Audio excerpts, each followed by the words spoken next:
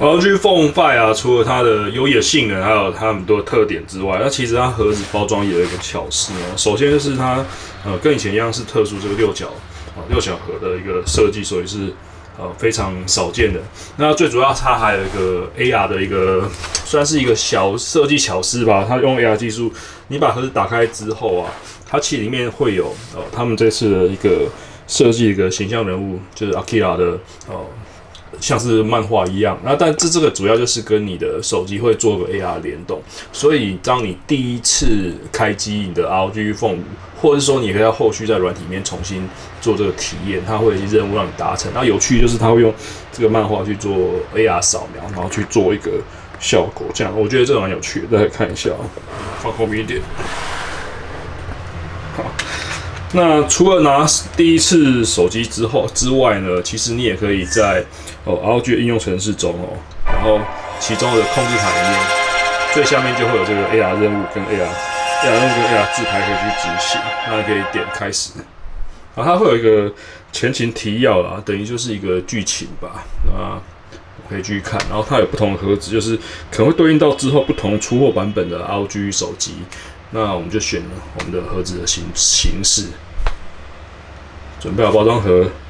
然后它的 ROG 的任务就会启动。那它其实就是它利用 AR 技术，它大家看一下，它就会扫描每一格漫画，然后去开启 AR 体验。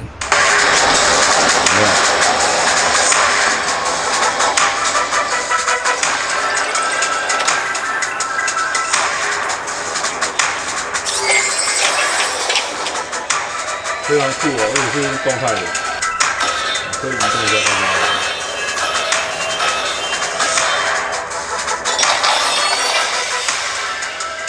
然后在这个进行中啊，你可以听到就是 ROG Phone 5这一次啊，也是获得低超mark 非常高的音乐评级。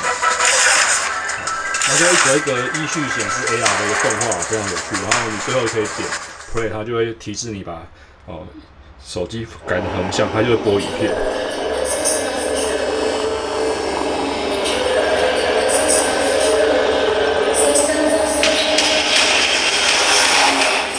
趁机也跟大家提醒就是因为 ROG Phone 5它的是前置的立体声喇叭，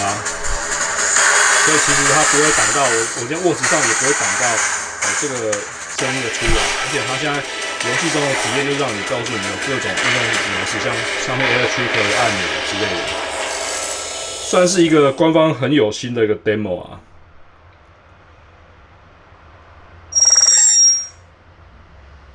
然后它完成也会给你一个像是小功能吧，就是它会开放的AR 的一个人脸侦测，那它就会把大家看一下，它就会做人脸的一个特效，然后之后还会开启不同的模式，也是个蛮有趣的小功能啊。那主要是它会提供这个互动的模式，以后会逐渐开放更多种形式，我觉得很酷啊。ROG 的。好，就是今天简单的开箱